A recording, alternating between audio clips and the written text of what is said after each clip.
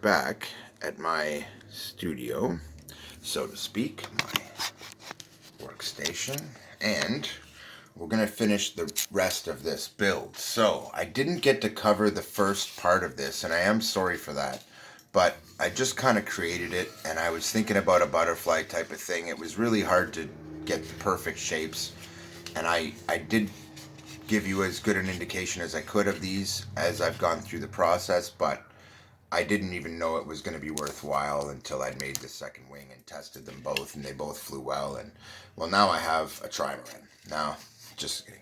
But when you look at it this way, you'll notice that this isn't quite correct. These need to be spaced correctly, and these need to be angled correctly, okay, so that they all sit at the exact right angles. I'll show you those at the end. For now, I said that the next part was going to be making a tail for this, and I wasn't kidding. So what we're going to do is we're going to take a piece here of stock that I've grabbed myself, and it's pretty big, you'll notice. The reason is, if this is my center line, I actually want a very big tail on this aircraft, guys, and I'm going to show you why. Only when I fold it out, I want it to be cut. I want it to be split here, and I want it to be two separate, nicely rounded ailerons, and I'll show you why later. So, if we want to split here, there's a couple things we need to do. I'm just going to swing you over this way, a little more comfortable for me. If I swing you this way, I will just show you the best way to do this. If, for example, I go, okay, I've got a lot of room here, this is where I want the big part, and I just start cutting. Okay, now when I fold it open, it'll be a flat here. I have to take this section out, basically to right around here. So, what we're going to start with is actually a thin cut that'll take away as little of this space as possible, but give the rudder room to do its job, which means it's going to come up, and then I want a nice round wing. So, we're not going to try right away to get the shape. I just want to see what I have to work with on that side, and now I'm going to try and get the shape that I kind of want. So, now when you fold it out, you can see what I'm talking about, where we have this big shape. Trick is, we kind of want a butterfly shape. So here's where I kind of look at the wing, and I kind of decide which one of these tips I really want to emulate. And to be honest, I like this one right here. So what we're going to do is we're going to take that up against this here, and we're going to see, and we're going to take a look at it. And I'm going to see that I need to pretty much trim these tips off in a very particular way if I want to try and match this, because I need the tips of this in a slightly different location, but I'm going to do it reverse to what you see here. So this portion will be the back, okay? So I'm going to be working with, just to verify, you're working with the back of it, you're working with what is to your perspective the top of it maybe, and here, about where I want that event to be, I'm going to put this, and I'm going to round this, and I'm going to come down to get that off. I'm going to make it nice and rounded here with a couple of nice, neat little trims, okay?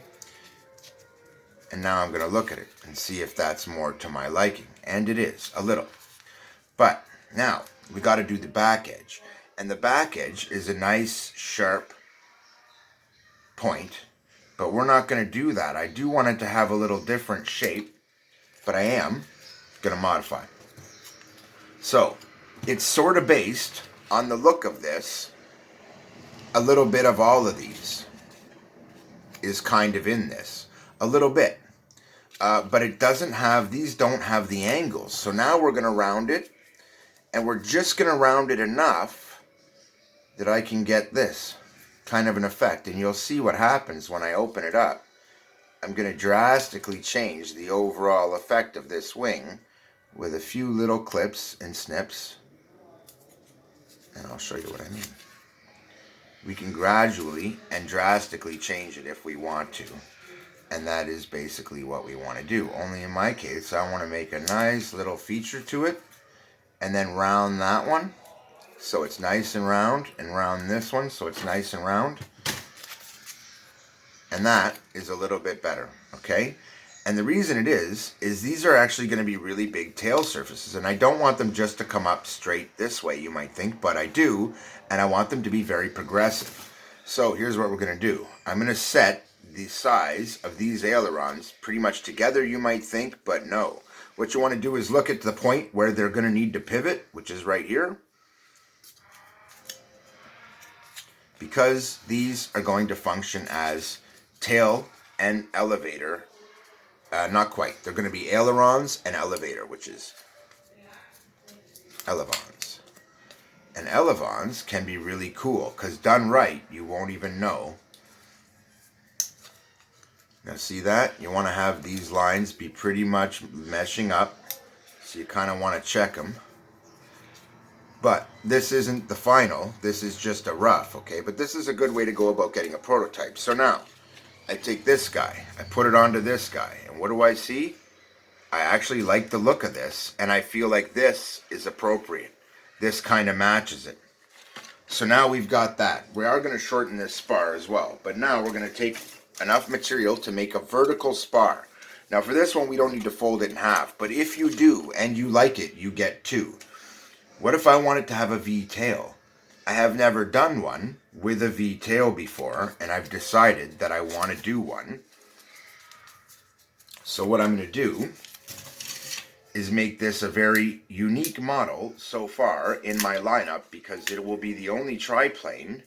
It'll also be the only V-tail. So, given that I want this effect, where I want this rounding, and given that my tail is going to sit this way, I need to decide on its entry into the wind, and for that, I would actually want it to be fairly sleek.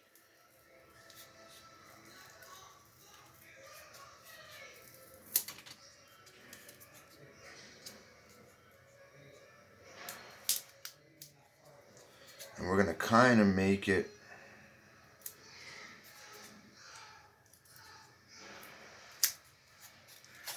like wingtips. Only, I don't know if I like that. But that would be an okay tail for this design. And slung this way, it would actually be just fine. And so we're going to snip it. And now I have a template. And I have one to use on the prototype to see if I actually like it. But before I do that, I'm looking at this. And this is the hardest part to make, believe it or not. So I like to have two, because I find it almost always takes me two when I'm trying to build a nice tail. Here's the first one of one. It's horrible. This was the second one of that. Gorgeous. Works. Flies beautifully. You got to pay attention. You got to dial things in. So what we're going to do here is I'm going to take a look at this, and I'm going to take a look at the angles that I'm using on my tail and ask myself if I find these to be appropriate. And while I do, I also find that it's not right. And I just wrecked that one because why? I want it to be a little shorter. I want it to be a little different. And when it's sitting on this, I know that this isn't going to look right. Okay? But I've designed it to have a big tail that sits here so that it can fully function. And the more I look at this, the more I actually like it, believe it or not. This will give me room to run these fully. And this will have plenty of room to articulate in this design. So I'm going to take it and I'm going to cut the back of it a little bit. You might think I don't have to, but I still technically do, and I'll show you why. It's because I don't want the bottom of this surface to rub as it flexes back and forth. And if it's attached directly to the other surface, it will, because they'll be directly in contact. Plus, it'll be hard not to glue it to the surface, and I want to cut it later, which gives me my mark. So now we take this, and if you look, I've got this to just about the point where it sticks out perfect. It sticks out a little bit past, but we have plenty of deflection, and this can operate not quite completely, but if these are turning, it could interfere, right? So what we need to do is take a little bit off of this angle. As much as I like it, we're going to give it a slightly different shape.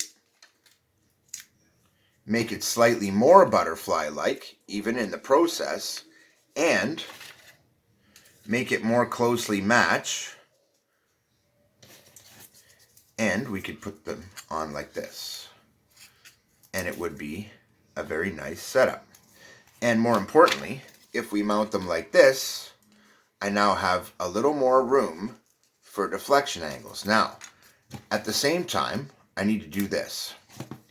And if I do it right, when I do it, these will actually have proper angles of deflection and no interference. So I can see I'm still getting a tiny little interference. I need to go from here up and make it smooth so that it matches the rest of the aircraft. Okay, there's a slight bit of interference here, so we're going to trim it a tiny little bit more. But only a tiny bit, because I don't want to take much off the tail. In fact, if I have to take any more than that tiny little trim, no I don't, look at that. On this one I need to take off a little bit. So I'm going to fine tune this trim and make sure that these are exactly symmetrical. And when I look, I find that they're actually not quite perfect, which is why I was having some extra interference there. Okay, so now with that final tweak, we're done. And we have a tail that actually doesn't look bad, guys.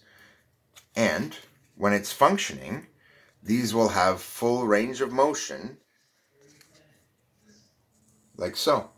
And they will be able to operate fully both ways without interference. That is important in any design. So now that all those pieces are assembled, you might think that our biplane is complete. But I would urge you to like, share, and subscribe, because we are not done yet, folks. This is the butterfly triplane. It is also a buildable biplane using the original wing I was showing.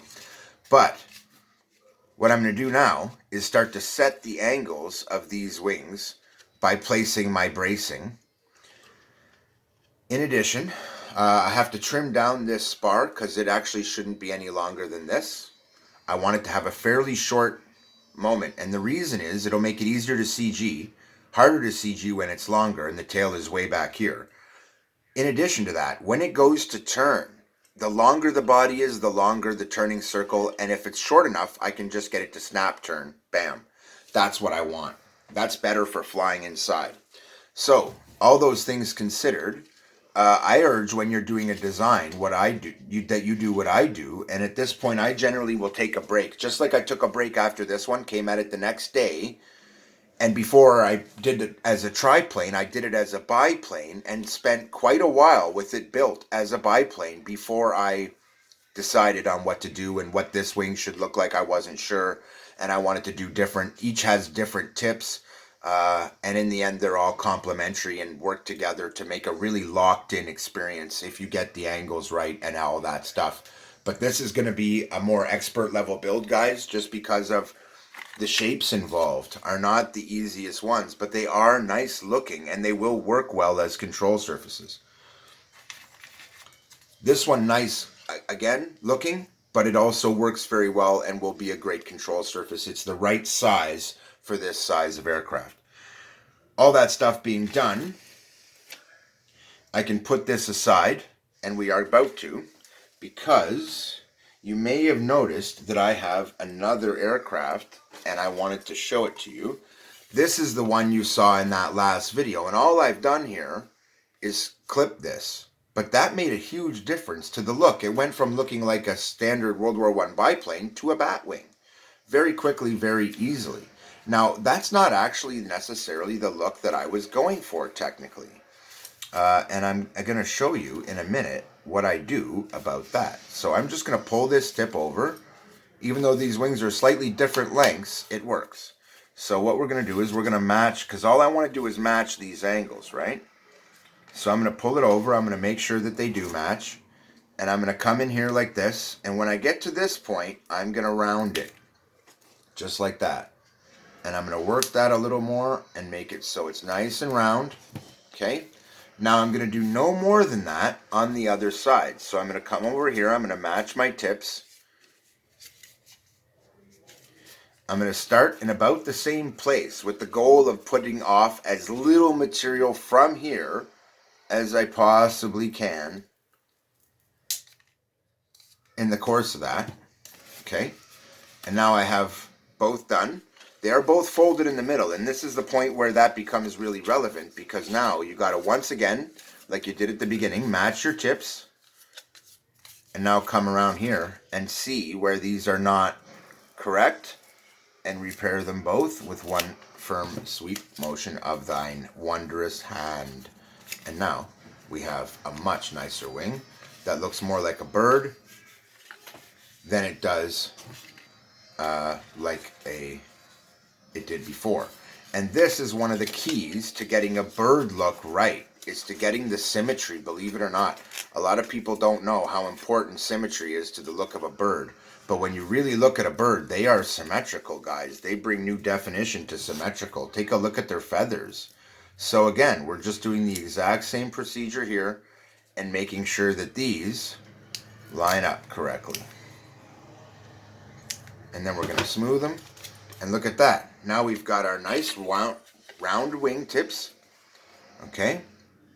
And in either way I put it, this has a much more classic look to it now, and not like a bat wing. Now when I set out to do this, this wing is actually designed to sit this way and to go this way through the air, and so is this one, which means they'll sit about like this. And this one is actually going to have the top wing set further back, whereas in all the others it's forward. I want one that sets further back so you can see the difference in how those fly without too huge a difference in the aircraft itself. But this is nice. These will be nice. They have good edges. This will look good in the air and have a nice profile. If I do it over, it'll be like that. Under, it'll be like this. But either way, it's a nice profile. It'll work very well. The trick is to have it flying this way. That way, when the air hits these features, it creates a VG, forces the air to travel this way instead of straight over, which slows the airflow coming down over this section, which is an important section next to the body of the aircraft where all the weight is to help lift the wing. This is actually a really good design. So we're going to do all the other things before this is built, like take a soft edge and go ahead and do the line that is going to be our leading edge of this wing, and smooth it down and try and straighten it out, and at the same time angle it just the tiniest little bit down, because the wing is going to be mounted just slightly up on the spar, and that helps. And we're going to do the exact same thing to this one, but keep in mind this is our leading edge, and we just kind of go and do it. Now I'm not going to cover the rest of this entire build in this, because it's not just a build, it's a design. And as an engineer who's designing things, you really ought to be taking your time, in my opinion, and trying to design something for people that doesn't suck. And so I actually worked pretty hard to give you designs that don't suck and when built will look good. And you could build this either way, but in the end this is going to be how this one works, and it's going to look beautiful and it's going to fly nicely. I may just call this one the Gull, I'm not sure. It's kind of based on an albatross, but not really. It has downturned tips, which an albatross did not. It is a slightly different profile. I could round off the wingtips a little more, but I actually don't want to. I want to leave these just the way they are. They're actually engineered this way for a reason, and I like the way that they look in profile. It's accommodating all of my design goals at this time. So I'm going to put this one back, and I'm going to leave those aside. Now the rest of this is pretty much done. So I'm going to cut out for this video. I don't want it to get too long, but I did want to tease you with another wing that I've been working on. And it's kind of interesting because it is just slightly bigger than the wing from the Spitfire. It is a more aggressive and more leaned back wing, more swept wing than I have built yet. Or is it? Is it a swept forward wing? Is it a swept back wing? Ooh, kinky. Could it be mounted like this and be incredibly swept? Yes, actually it could. Is it designed for that? Yes, actually it is. These angles are ideal for this. Same with the tip. It could be swept back that way. Or you could do it the other way, mount it here in a very conventional sense, flip it forward and mount it here, and it's mildly swept forward. Or swip it here, and it's heavily swept forward. And then you would trim your tip to match this side and just mount it like this, and it'd be a neat looking symmetrical wing. I saw this right away and my head filled with ideas, which means this is a great wing. Even though it's a basic one, it's a good one for you guys, because if it makes me creative and gives me ideas, maybe it'll do the same for you. So what I will say to you is, when you look at this, you're not going to mount it like this, but wouldn't that be cool?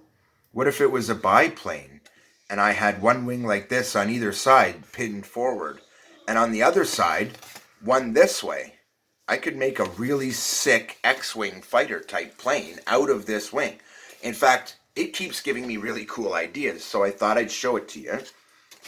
And I don't want to tease you, but I've got enough material to make me another one.